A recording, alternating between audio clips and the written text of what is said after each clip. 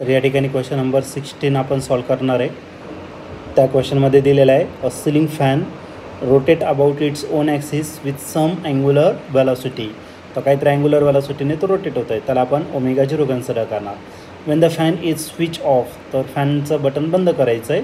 The angular velocity become 1/4 of the original. म्हणजे जो नवीन angular speed आहे तो 1/4 आहे, म्हणजे ओमेगा 0च्या 4 times less omega 0 divided by 4 करावं लागेल. ठीक आहे, नवीन स्पीड. जर स्विच ऑफ केला तर स्पीड कमी झाला. In time T and n revolutions are made in that time. तर त्या टायमामध्ये त्याने किती यन रिव्होल्युशन्स कम्प्लीट केले. नंबर ऑफ रिव्होल्युशनचा फॉर्म्युला यूज करावा लागेल. पुढं the number of revolutions made by the fan during the time interval between switch off and rest. तर स्विच ऑफ केल्यानंतर तो रेस्टला येईपर्यंत त्याने किती नंबर ऑफ रिव्होल्युशन्स कंप्लीट केलेले आहे ते आपल्याला या ठिकाणी फाईंड करायचं आहे. ब्रॅकेटमध्ये दिलेलं आहे अँग्युलर रिटार्डेशन इज युनिफॉर्म. म्हणजे जो अल्फा आहे, रिटार्डेशन आहे म्हणजे सगळे मायनस साईन येते. ओके, तर हा क्वेश्चन प्रिवियस इयरमध्ये जो CITचे क्वेश्चन्स आहेत तर 2017ला क्वेश्चन आलेला आहे. तर त्यात आपण फर्स्ट ऑप्शन बघणार आहे. तो फर्स्ट ऑप्शन आहे 4n divided by 15.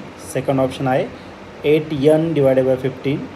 Third option आहे 16n डिवायडेड बाय 15. आणि लास्ट ऑप्शन आहे 32n डिवायडेड बाय 15. तर याचं काय आन्सर येईल तर ते आपण लगेच डिस्कशनमध्ये. आपल्याला एक सिलिंग फॅन दिलेला आहे जो त्याच्या स्वतःच्या ॲक्सिस भोवती फिरतो आहे आणि त्यानंतर आपल्याला काहीतरी वेलॉसिटीने इनिशियल अँग्युलर वेलॉसिटी ओमेगा 0 घेऊ. त्यानंतर आपल्याला फॅन काय करायचा, स्विच ऑफ करून टाकायचा. स्विच ऑफ केल्यानंतर त्याची वेलॉसिटी 1/4 होणार. ओके, किती तर टी एवढ्या टायमामध्ये, आणि त्या टायमामध्ये त्याने स्मॉल n एवढे नंबर ऑफ रिव्होल्युशन्स या ठिकाणी काय केले, कंप्लीट केलेले. ओके, तर पहिल्या केसचा वापर करू. त्यानंतर त्याने काय सांगितलेलं आहे, दुसरी केस दिलेली आहे the number of revolutions are made by fan in that time interval when switch off and rest. म्हणजे तो फॅन स्विच ऑफ केल्यानंतर रेस्टला आल्यानंतर त्याने किती नंबर ऑफ रिव्होल्युशन्स पूर्ण केलेले असेल तो n डॅश आपल्याला या ठिकाणी काय करायचा, फाईंड करायचं. तर याच्यासाठी आपल्याला आता बघा या केसमध्ये जर तुम्ही ऑब्झर्व केलं तर स्पीड कमी होतो आहे.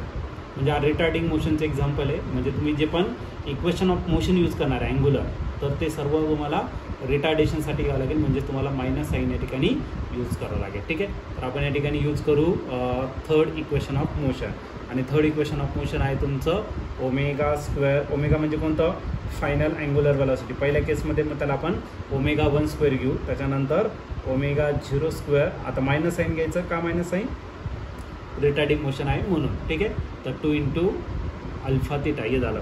आता एक काम करू, याच्यात थिटा फाईंड करण्याचा प्रयत्न करू. पण त्याच्या आधी तुम्हाला काय दिले, नंबर ऑफ रिव्होल्युशन्स दिलेले. नंबर ऑफ रिव्होल्युशनचा फॉर्म्युला एकदा समजून घेऊ आणि त्याच्यानंतर मग फॉर्म्युला राईट करून आपण याला मॉडिफाईड करू. ठीक आहे, नंबर ऑफ रिव्होल्युशन जर घेतलं, समजा एक पार्टिकल आहे आणि तो काय करतोय, फॅन आहे, हे काय करू राहिलं, असं रिव्होल्युशन कंप्लीट करतंय त्याच्या स्वतःच्या ॲक्सिसच्या आरवर, बरोबर की नाही. समजा एक रिव्होल्युशन जर पूर्ण केलं त्या फॅनने तर किती अँगल कवर होणार आहे, तर 360. पण आपण रेडियनमध्ये घेऊ तर तो किती, 2π रेडियन. मग अशी किती n रिव्होल्युशन त्यांनी कंप्लीट केली, किती n रिव्होल्युशन. तर n रिव्होल्युशन झाली, किती अँगल कवर केलेला असेल तर काहीच माहीत नाही. आपण त्याला थिटा कन्सिडर करू. या दोघांचं काय करून टाकू, रेशो थिटा डिवायडेड बाय 2π. याला पण रेसिप्रोकल करून घ्या, n डिवायडेड बाय 1. ओके, 1 म्हणजे 1 रिव्होल्युशन आणि n म्हणजे n रिव्होल्युशन. मग n जर घेतला तर तो काय असेल, तर theta divided by 2π. Is that clear. म्हणजे हा जो फॉर्म्युला आहे तर आहे तुमचा नंबर ऑफ रिव्होल्युशनचा फॉर्म्युला. तर हे बेसिक तुम्हाला समजलं असेल. मग आपण हे काम करू, याची सध्या आपल्या डेरिव्हेशनमध्ये गरज नाही, पण आपल्याला हे माहीत असणं गरजेचं म्हणून मी ते तुम्हाला सांगितलं आहे. मग आपण एक काम करू, नंबर ऑफ रिव्होल्युशन्स याचा फॉर्म्युला घेणार आणि तो काय असणार, तर theta divided by 2π. Number of revolutions represented by small n आणि it is theta divided by 2π. याच्यावरून आपल्याला थिटा भेटून जाईल आणि थिटा किती भेटेल, तर 2πn. मग जेव्हा त्याचा स्पीड, हा जो पहिला स्पीड आहे तो किती होणार, 1/4 होणार आहे. म्हणजे 1 डिवायडेड बाय 4 ओमेगा 0 त्याचा स्क्वेअर करायचा, 1/4 त्याचा स्क्वेअर इज इक्वल टू काय आला, omega 0 square minus 2 alpha. Alpha तसंच ठेवा आणि थिटाच्या जागी 2πn टाका. मग पहिल्या केसमध्ये त्याने किती रिव्होल्युशन केलं, 2πn इतके केले. आता इथं मायनस, इकडे काय करा, प्लस 2 टू जा किती 4. मग 4π अल्फा n आणि हा राहिला तुमचा ओमेगा 0 स्क्वेअर आणि इकडे जो प्लस आहे इकडे मायनस करा, पण त्याचा स्क्वेअर करा पहिले. मग 1चा स्क्वेअर 1, 4चा स्क्वेअर 16 आणि याला ओमेगा 0 स्क्वेअर.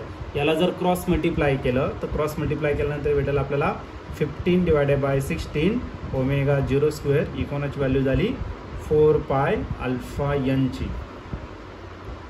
ही पहिली कंडिशन. एन याच्यावरून काढू शकतात, काढायचं काढा, नाही काढलं तरी चालेल, काही अडचण नाही. आपण याला काय करू इक्वेशन नंबर 1. आता दुसऱ्या केसमध्ये फॅनला स्विच ऑफ केल्यानंतर तो डायरेक्टली रेस्टला येणार आहे आणि त्या रेस्टला आल्यानंतर त्याने किती रिव्हॉल्युशन्स कंप्लीट केलेले त्या टायमामध्ये ते आपल्याला फाइंड करायचं. माझं ओमेगा 1 आहे, त्याच्या जागी आपण फॉर्म्युला आता चेंज करणार दुसऱ्या केससाठी. तर तिथं घेणार आहे ओमेगा 2 स्क्वेअर. ओमेगा 0 बदलणार नाही, तो तसाच राहील ओमेगा 0 स्क्वेअर. मायनस तसाच अल्फा आणि थिटा चेंज होणार आहे, बरोबर का नाही. मग याला थिटा 1 करू, पहिल्याच्या थिटा घेतला तर दुसऱ्याच्या थिटा 1 घेऊ. फायनली हा रेस्टला येणार आहे म्हणजे 0 झाला.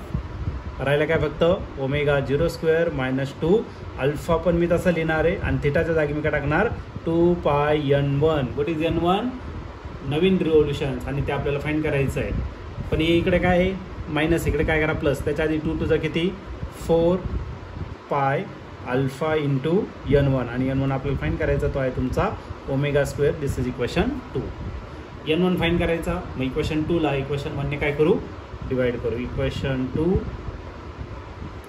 divided by equation 1. What is equation 2? It is 4 pi alpha n1 आणि equation 1 काय आहे 4 pi alpha n.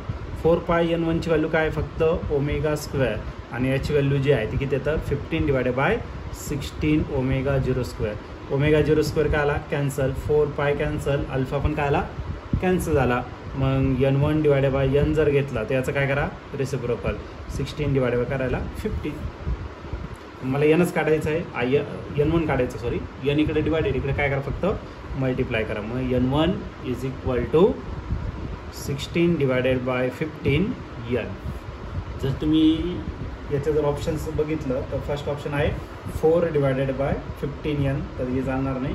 तर हे फक्त एकाच ऑप्शनशी मॅच होतं आहे, ते म्हणजे option number C 16 n divided by 15. तर ऑप्शन सी हे तुमचं करेक्ट आन्सर या ठिकाणी असेल.